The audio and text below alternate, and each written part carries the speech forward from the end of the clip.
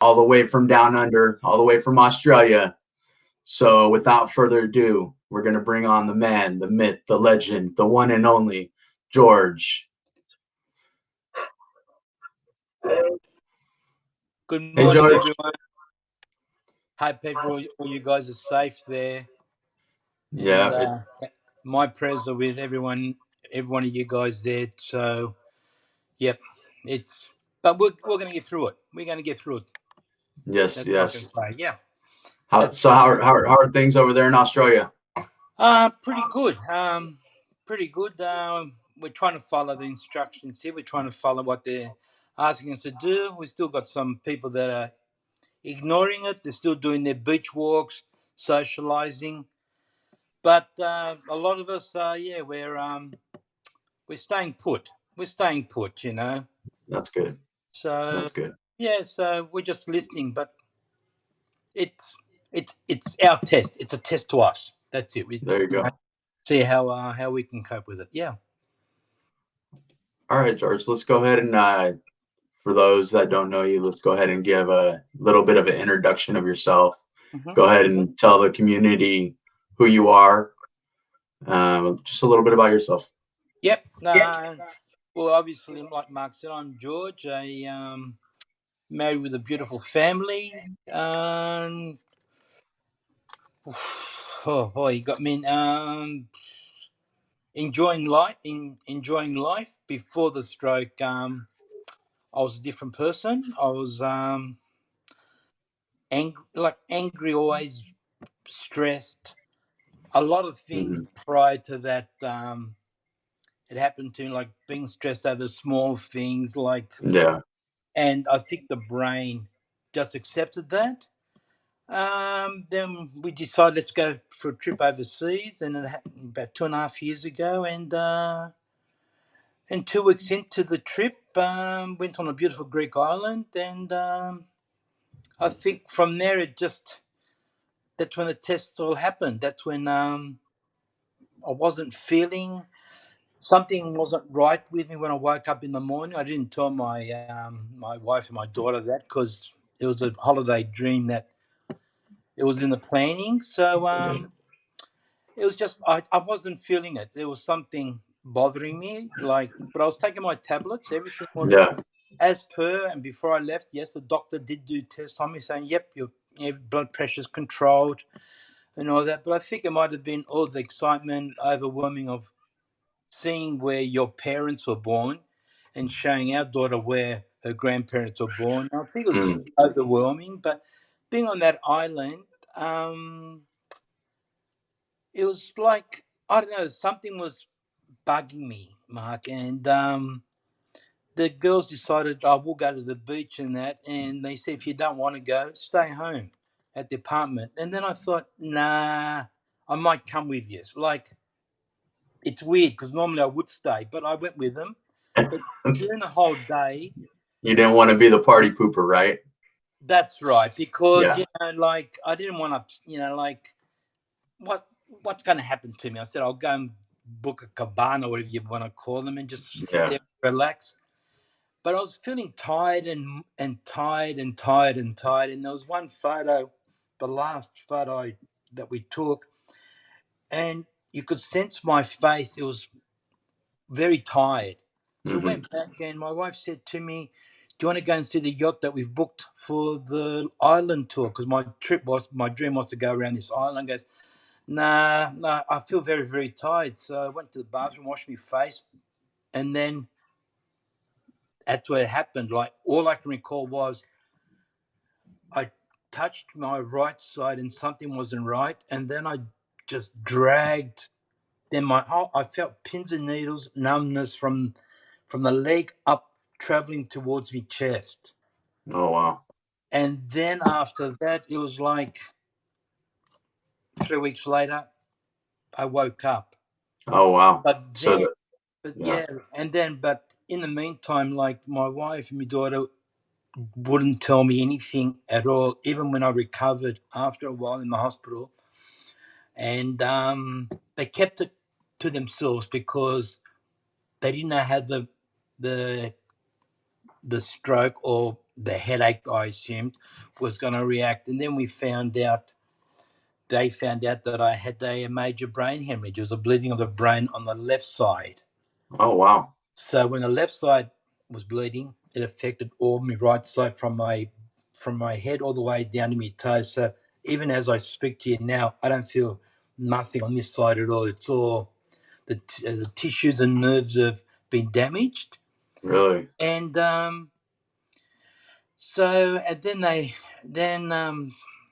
I went to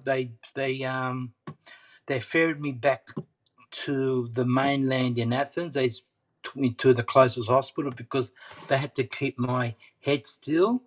So they must have given me injections as though they put you like a coma, that you cannot move your body.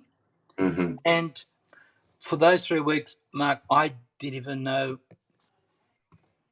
was I alive or was I dead, because there was certain things that I saw. And I don't know how the viewers will, if the viewers No, go ahead. If you're comfortable, would go ahead. question. I was comfortable when I spoke to you a few weeks Yeah. back. That's why I became very close with you. Yeah.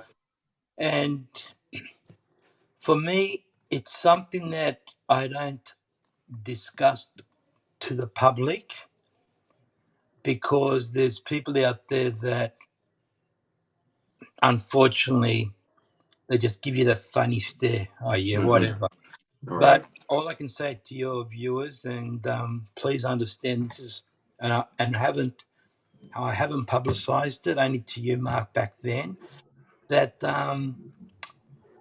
presuming when I was sitting on the chair, and this is my wife and my daughter witnessed it all. I was just, at that time, I thought I'd passed away, because all I was just praying of my forgiveness of my sins, what I did in the past, Mm-hmm.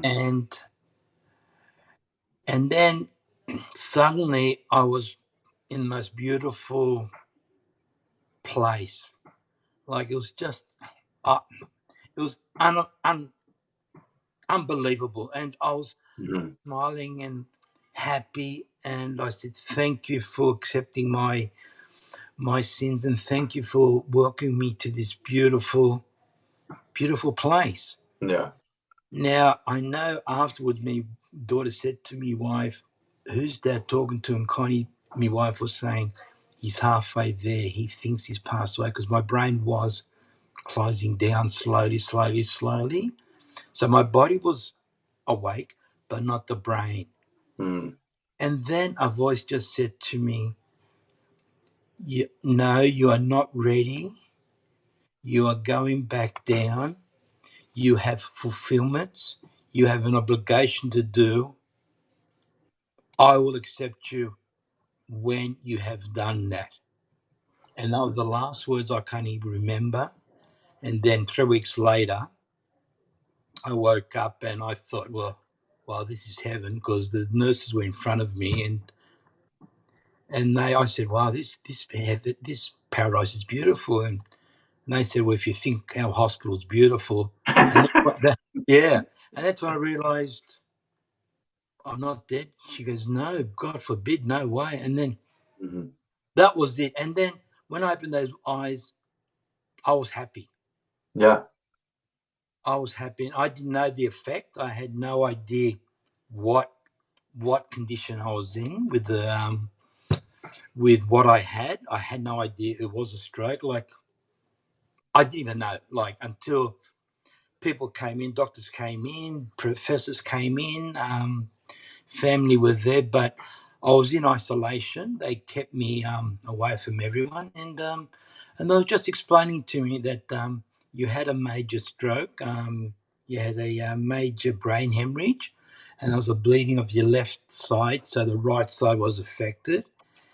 And they said, in a way, it was a blessing, because if your right side bled and it would have affected your left side, that's where the heart is, you might not be sitting here. Oh, wow. Really? So it's like, And these doctors over there, I've got to take they're very upfront, Mark. They're very, how do you say, truthful, blunt, yeah, straight out. Nothing like, everything's going good, but they would say to you, that's it. That's what to expect. mm-hmm. So, but that's mostly about me up to that moment anyway. So it was, and then afterwards, That's awesome. That was beautiful. I loved it. So I'm hoping I didn't upset the community, but it's something that I've had inside of me for quite a while, and like I said, I'm very not shy. I'm very private about that, because I know that happened, and another thing happened later on down the track when I talked to you about it, and this was proven. This was a proof. So yeah. I had a lot of people don't know about this either, but I had a similar instance about 5 years ago, and I was with my brother Cody. Yep. And we were I had a seizure, a pretty big one, and when I have a seizure, we know not to call the ambulance, so to speak, because basically we just go to the hospital. They just tell me I'm fine and send me home, so it's no big deal. So right before my seizure, I told Cody, not to call the ambulance, and I'm having my seizure, and my whole life's flashing before my eyes, and I'm seeing all these, vivid memories of my life, and I get to this white light is getting brighter and brighter and brighter, and I get to it, and someone's standing there, and it's Jesus is standing there, and he says to me, and I just totally felt at ease, felt at peace. And he says to me, "You know what to do from here." Likewise. Same with me, brother. Yeah. Same with me. They're the exact words. Yeah, you know what to do from here. And yeah, I went back and told my brother. Well, when I first went back, I was kind of like, "Is this real life? Like, what's going on? Is this real life? Like, am I real? Are you real?" To my brother, and he was like, "What happened?" And I was like, told him what happened, and he was like, "What did he look like?" And I was like, "You," just because I was kind of like still in that euphoric state, Yeah, it was quite a trip. That's what, exactly. And it's hard, but I saw, and the same thing happened. So and then after that,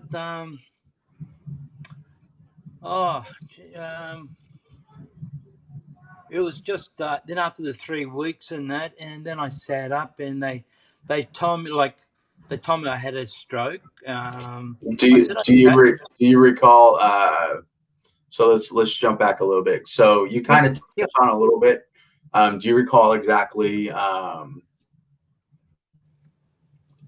Do you recall exactly what you were doing, like when it happened? So you said something to the fact that you were in the bathroom, right, and you touched your face.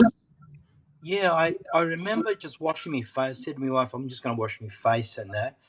And I was washing it.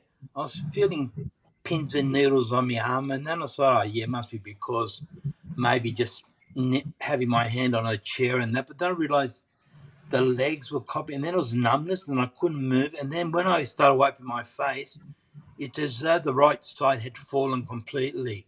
And then I realized something wasn't right. And then I dragged myself out. It was hard to drag myself out to where my wife was. And I said, "Connie, I'm not feeling it. Something's not right." And she saw me straight away because she's in the education department. I think they've been taught about things like that.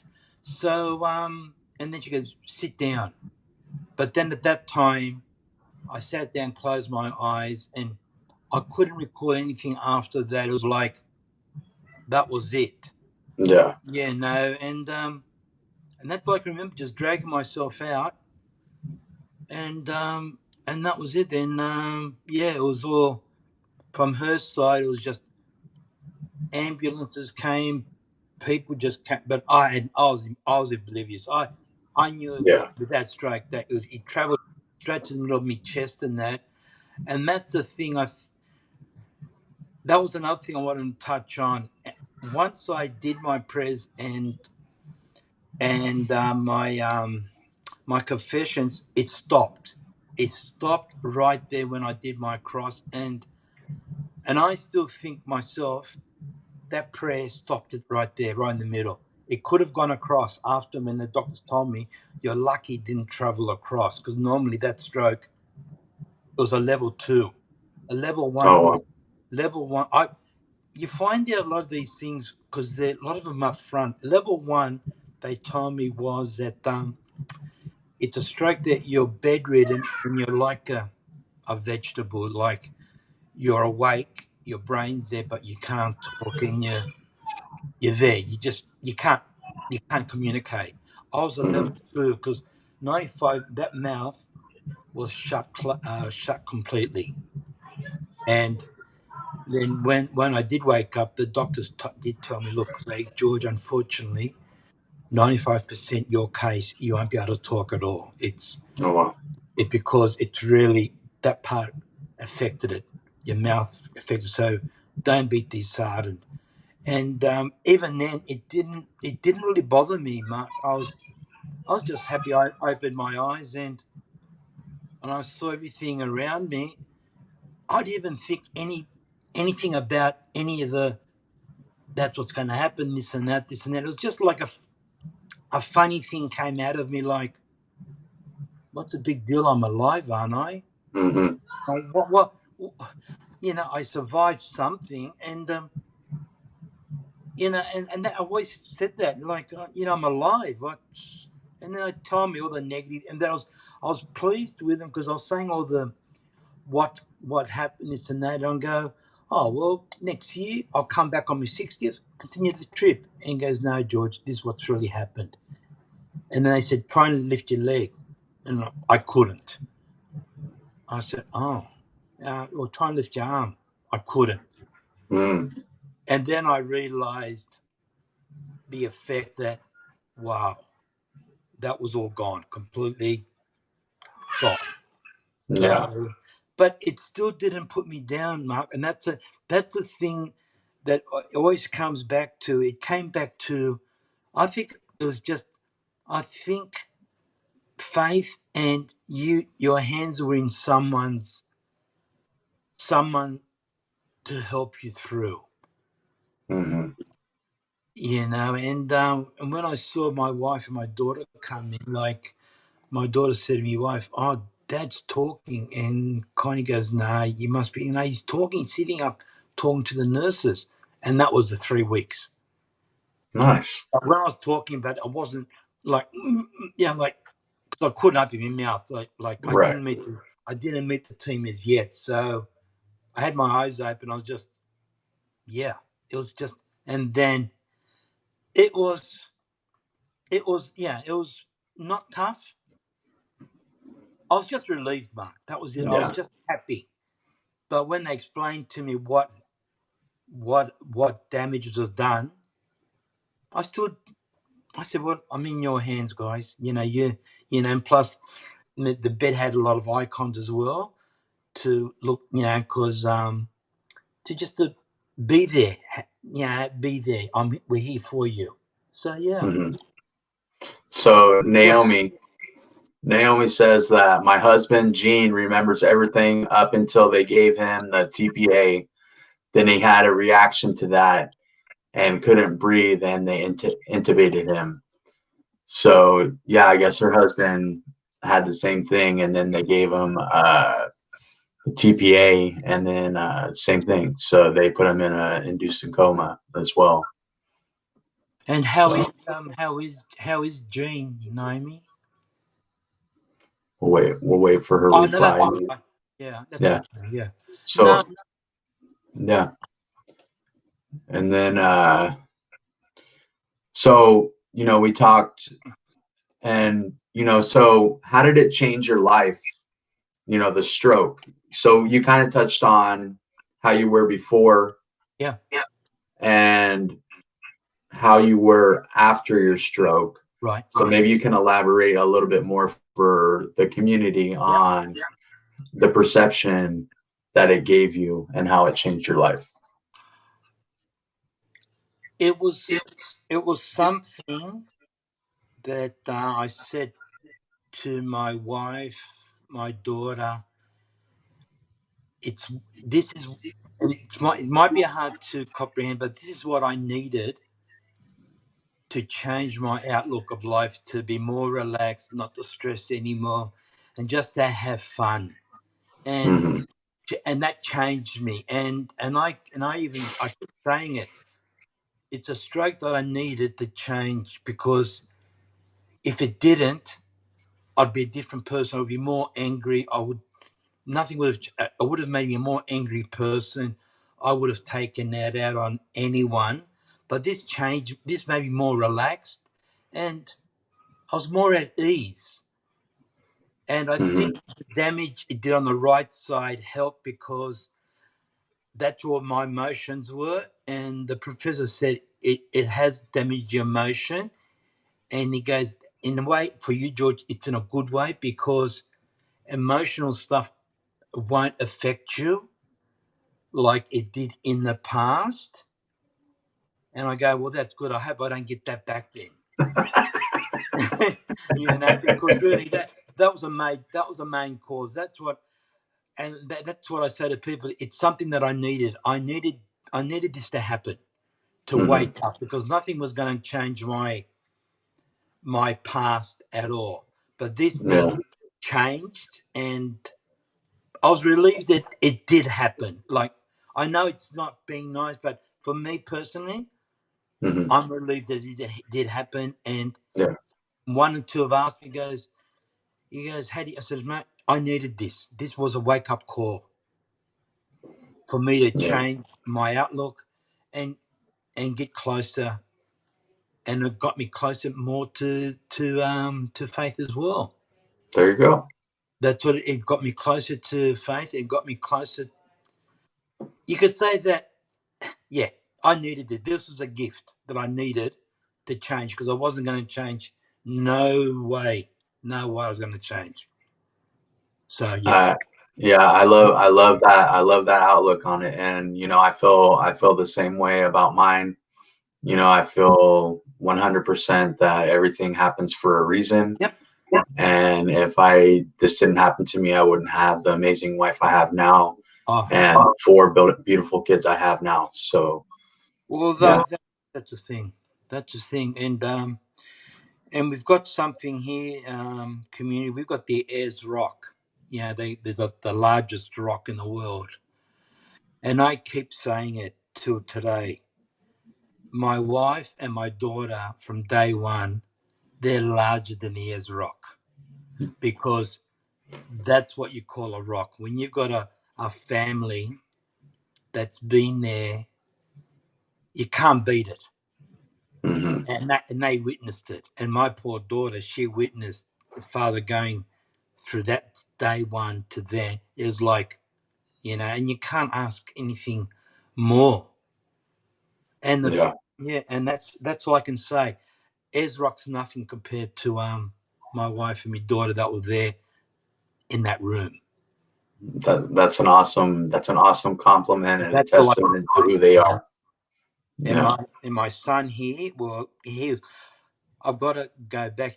My son was, he left 1 week before it happened. So, and he was there with his wife with us.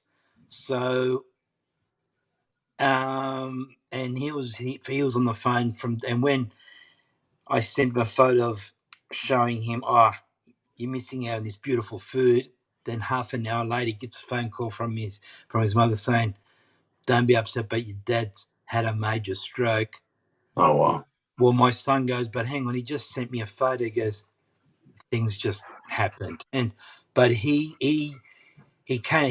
toughened up. He made him, I think, because he's very faithful. He turned he turned to his patron saint, he turned to his patron father, and he stepped up, became very strong, and he took over. And he was really like, Mark, family is family, mate, and that's all I can say on that, that matter. I love it. I love it, George. I love it. On that matter. So, yeah.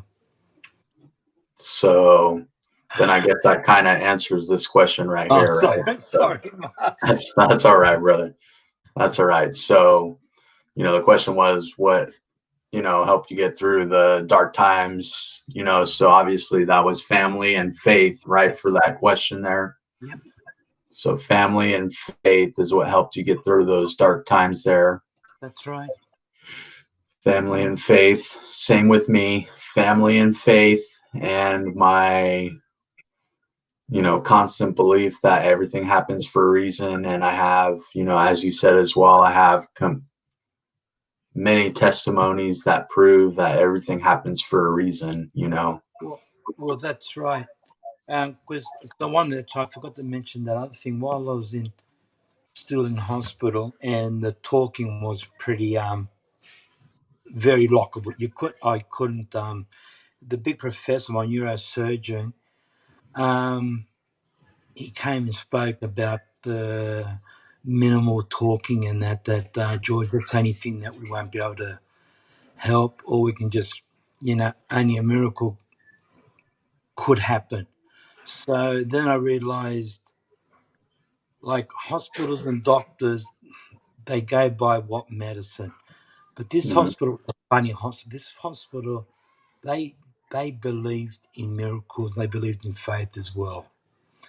So so one night I couldn't sleep at all. I was really, and I looked at a saint that was next to my bed, and I just stared at this saint.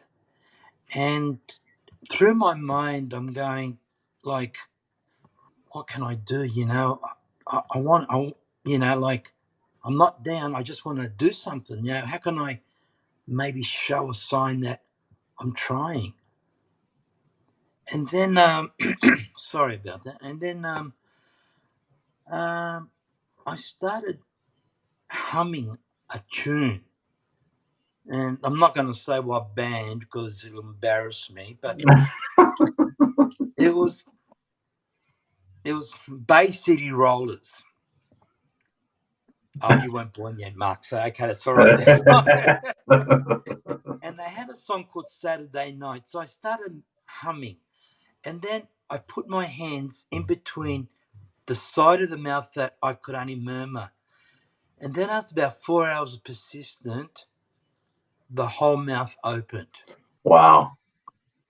And I tried doing my cross at the saint saying, thank you. I can't believe it. So when the professor came the next day, and he used to come and see me every day and goes, oh, how's things going? And I goes, don't talk. I know, George, you can't talk, but give it time. And I didn't tell my wife and my daughter this miracle happened. And then he said, oh, before I go, because he sat for about 15 minutes, is there anything else? Connie said, no. And then I put my hand up. Saying, I want to say something. And they knew that, like, and then I said, so how am I going? And the look on his face, I'll still not forget it. He fell on one knee. He grabbed me hand. He just kissed it. Wow. And I go, what's wrong? He goes, a miracle. I said, what do you mean? It's 95% that your stroke, you can't talk. Wow. So then he got onto the phone to certain doctors around Europe saying, in room such and such, a miracle happens. What do you mean? The patient that couldn't talk because of that goes, yeah, he's talking.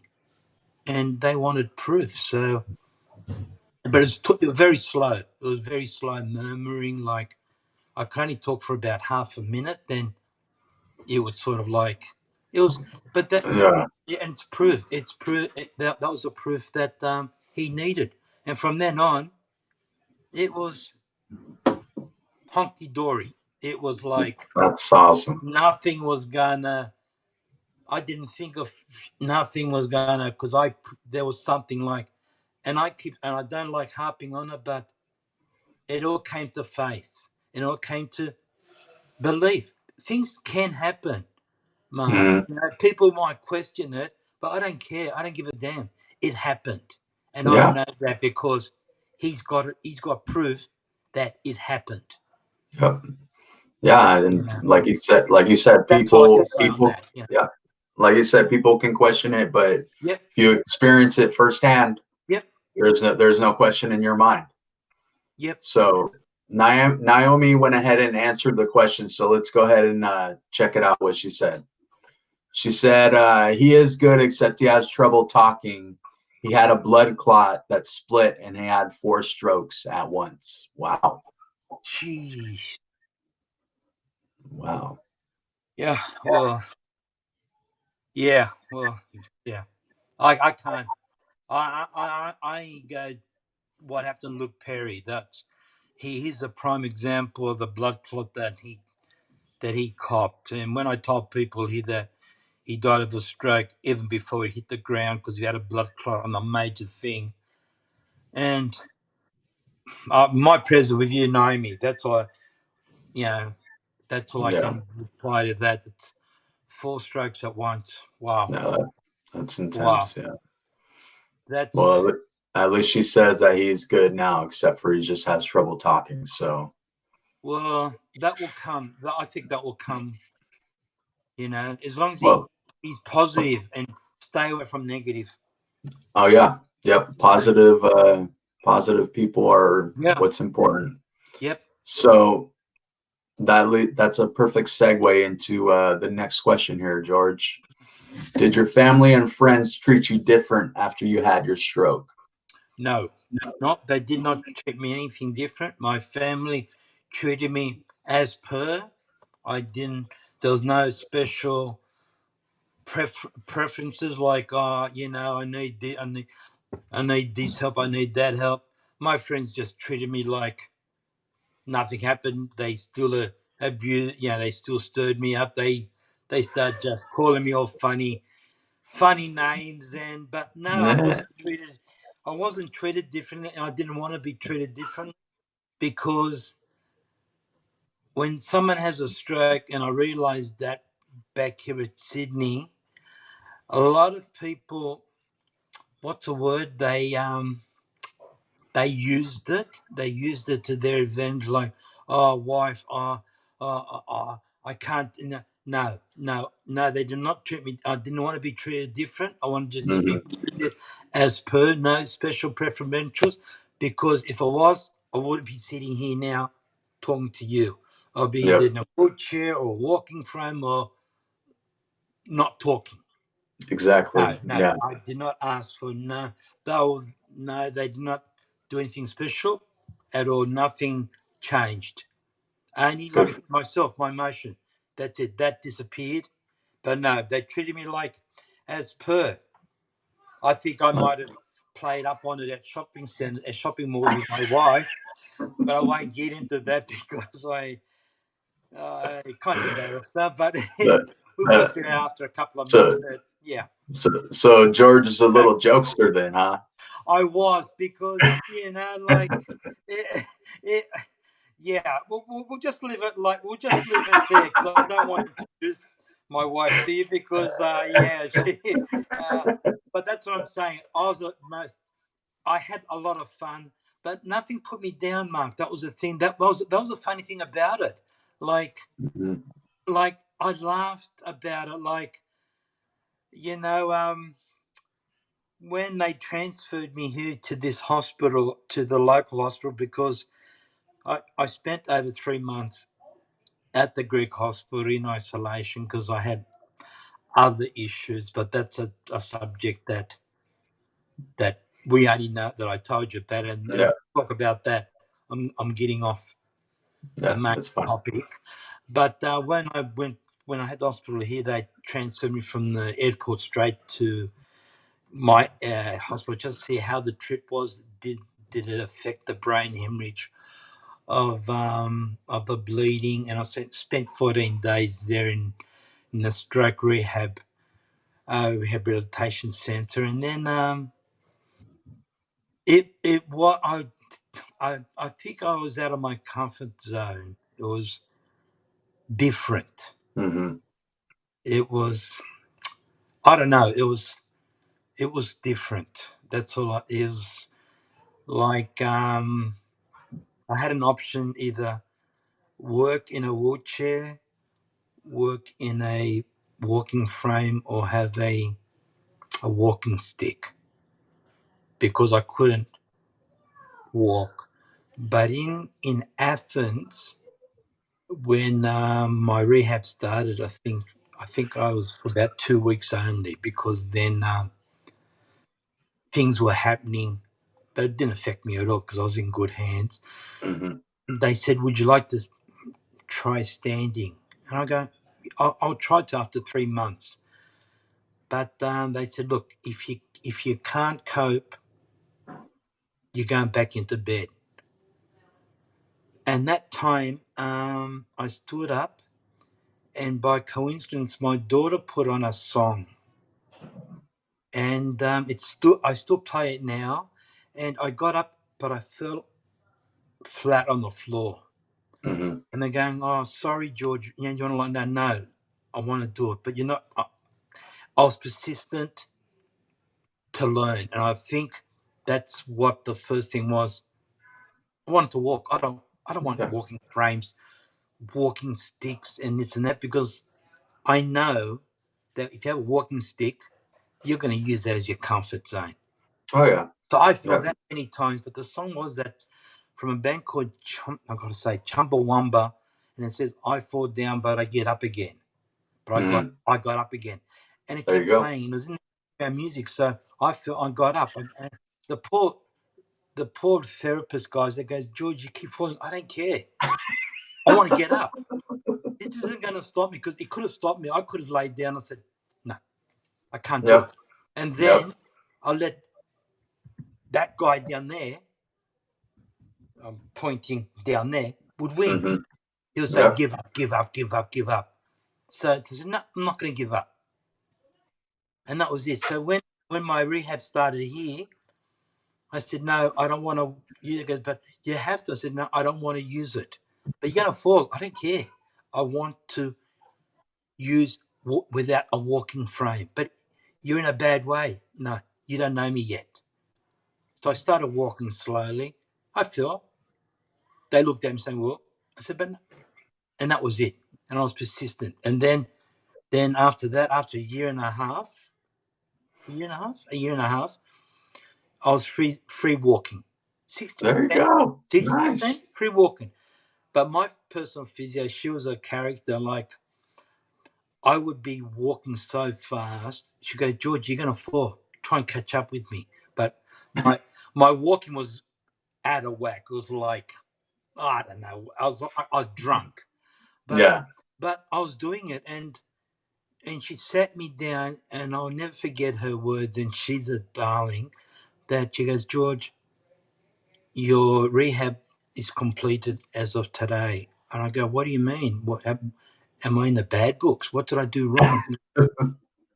He goes, "No, you advanced 10 to 12 months." And I go, "What do you mean?" He goes, you're supposed to do 40%. And then after the 40%, it was going to take another 12 months. But Wow. you jumped to 60 to 70%, and you had 10 to 12 months to go. We can't teach you anymore." Wow. And I'm going, "Oh." And she goes, "How'd you do it, George?" And I just did my cross in front of her. I said, "Faith." Faith, never giving up, being I didn't persistent. give up. And I didn't give Yeah. up. And that was it. So I am 10, I'm still a year in advance. I'm walking, not comfortably, but I'm walking freely to shopping malls and this and that. But hey, I didn't give up, and I could have, Mark. I could have given up for back sure. there, and I could have given up here when I fell.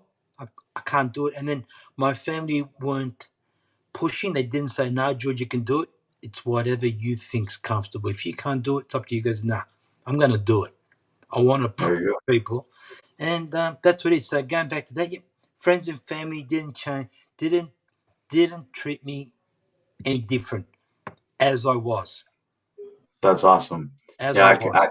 I consider myself a professional faller. Yeah. I can tuck and roll pretty good, you know. So because my left foot turns in kind of like when I get nervous or whatever, it'll turn in, and once it turns in, you know, I'm going down. But well, that's it. It happened. It happened a couple of times, and happened to me actually last year. It was embarrassing. Christmas, like I was just doing exercise, but as I got up, my right foot thing punished me because I don't know. They've got minds in their own, and I stumbled back on the Christmas tree, and I fell in the Christmas tree, and the Christmas tree was all over me. And I called for my wife, help, help, help, and she couldn't. I said, well, she goes, "Where I'm under a Christmas tree." How did you? I said, don't, just get me out. And it was embarrassing. And that was the only time that I really felt humiliated. That, and she asked me, how'd you fall? I said, I don't know. The bloody leg just gave way, and I had to lift the Christmas tree up, and I was humiliated. I went to my bedroom. It was. I laughed, and then I laughed and laughed and laughed. mm-hmm. Hey, like it's things you expect, and they're the things that the man above tests you, and they're all tests that he's giving you to see how you're going to cope. Yes, I did have some. I did have some bad memories last year, and two of them. It was two major ones, but the last one was the one that really tested me, and literally, you could say almost took me life, because it was something that hurt me that I didn't expect it. So I joined a gym as well, because after the physio, I said to my wife, what do I do? So I spoke to my personal physio person. So he was coming about 3 times a week, and he goes, let's see if we can get you into a gym.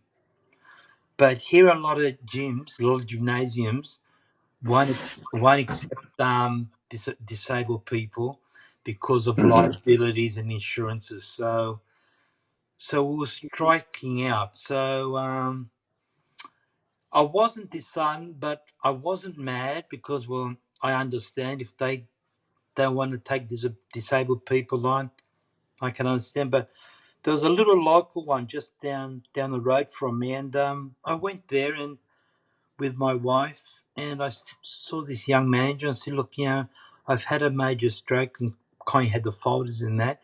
And I go, I'd like to work on your gym if I'm allowed to, with the gym's permission, just to get my right side working again, because it was getting very heavy. And if people understand out there, when that's all dead, it gets very, very heavy, and then your shoulder comes out of whack and you get issues. And when we explained to her answer was, and what's your problem? So I thought I'd tell her again the problem. And she goes, no, what's the issue with that? I said, no, come with me. So we walked around the gym, and she goes, this is your home. And I go, what do you mean? I said, you've just joined. There you go. Then these guys came over. She brought these guys over, introduced me to them and to my wife. And then she said, this guy's had a major stroke. He's had a brain hemorrhage, and we're here to help him to be positive more. To get buff. That's right, it. George? Oh, yeah, sure. I could tell you some funny stories about that, but my poor wife will throw something at me, so I'm not going to tell. But there, and that was it. And I think after that, I didn't look back at all. But when I went home, I read some of the messages, and my best friends, they saw photos of the gym because I was sending them a lot to America, to a lot of the stroke societies, because they weren't allowed in gyms and that they weren't accepted. So I was telling him what I was learning so they could learn, at least they can learn something. Because I wanted a lot of people over there to have what I could have that they couldn't have. Mm-hmm. You know, and they were following it. And these guys text me saying, George, well, you sure you've had a stroke? How can you be lifting? Oh, you're a fake. And they called me a fake. They called me a fraud. They called me, you must be putting this on. And it hurt me. And I kept it from my family for about almost 2 weeks because Mm-hmm. it hurt me. I couldn't, and that's when I started the first emotion, I think, started hitting me. And then my daughter showed it to my wife. And then later on, my wife bailed me up nicely. And then I told her the truth, what happened. But in the meantime, the guys from the gym started texting saying, where have you been? And when I told them, they sat me down and they really read me the riot act. And they said to me, you're going to let those people put you down? No way. Get back in here. And that was it. I'm sure those weren't the exact words. No, they weren't. They weren't. It's yeah, Yeah, they weren't the exact words, but and with they said, and they're like, and their background is the Islam background, but they yeah, said to me, they said, listen, are you going to let that dirty person down there defeat God? yeah. And then I realized we're all the same. We That's are it. all the same. And that's it. So I went back onto social media and I told them, I'm back. Is that Yeah, the best you could do? So, right. and I just said it to my partner, said, is that the best you could do? I'm back. And Yeah, that was it. and like I never looked back, Mark. I never looked back yeah, on that like because Don says right here. He says, Mark and George, that was the most proof that God is with us through it all. Bless both of you. tell Don, thank you so much. Tell Don, yeah, thank you. Yeah, Yeah, yeah. No, but that yeah. was it. And then they're the test. And I'm telling the community, with strokes or with any disabilities we have, they're the test that God's giving us, right? They're the tests that it's Mm-hmm. been thrown at us each day. Can we handle it, or can't we? Yeah, If we give yeah. in, we've given in. And I haven't, even to now, and it's been 2.5 years.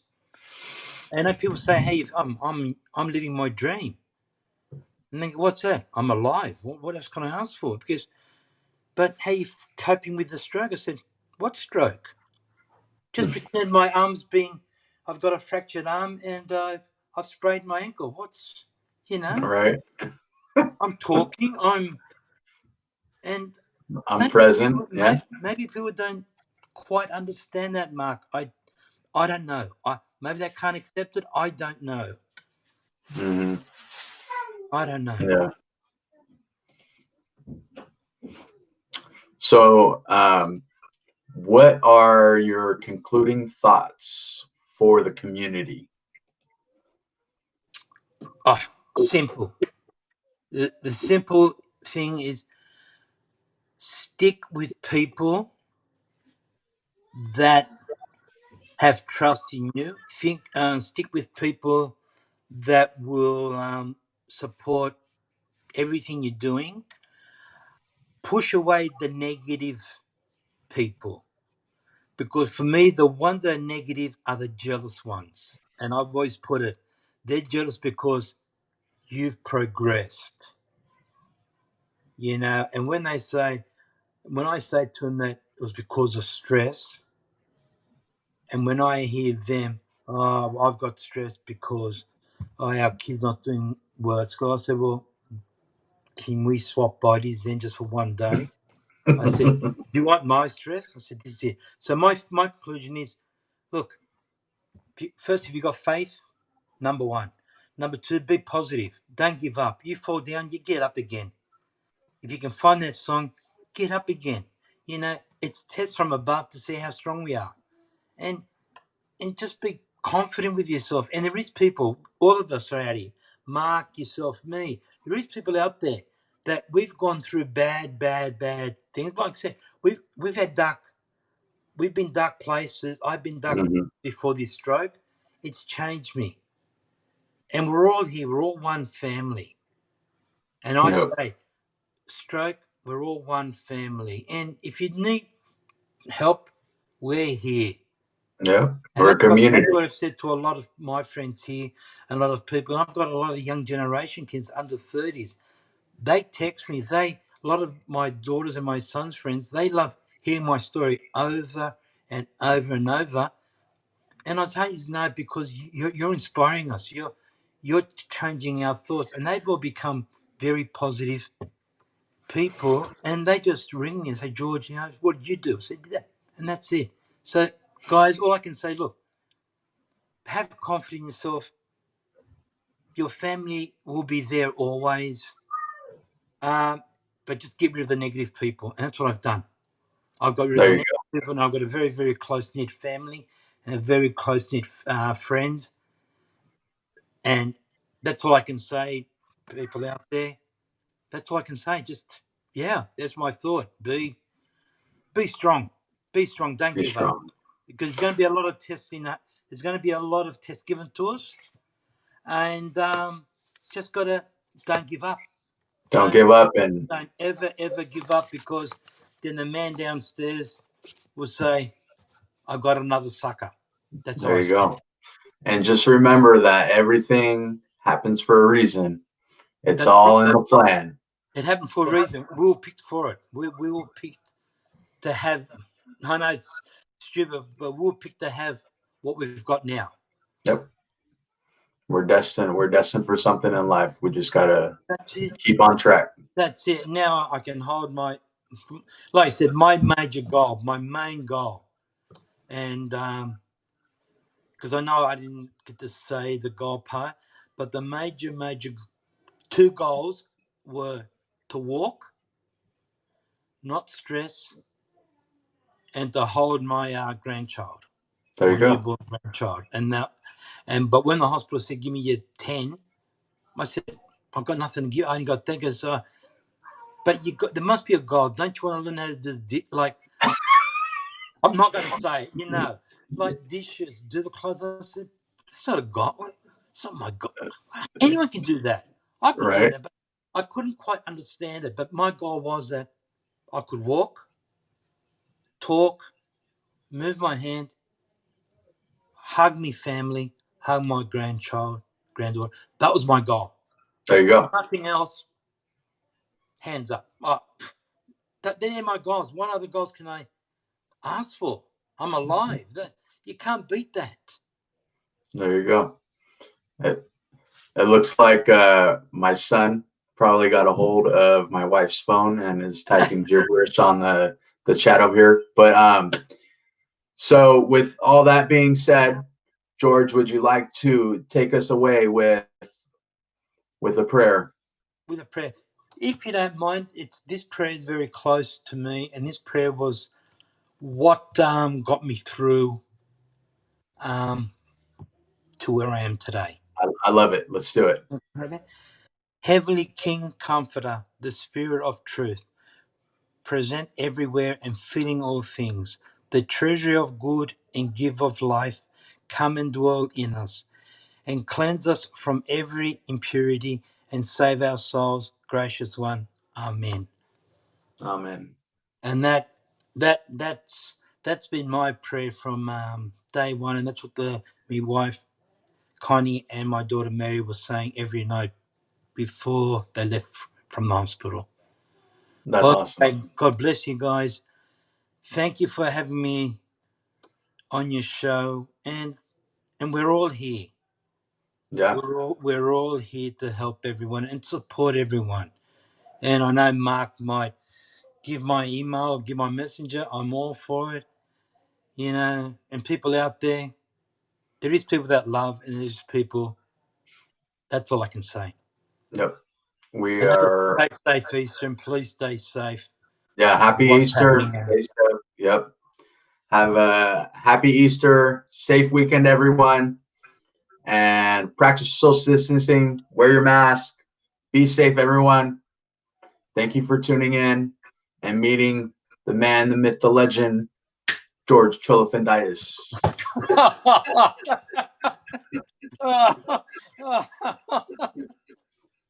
Okay. All right. Bye, everyone. All right. Take it easy, guys. See ya. All right.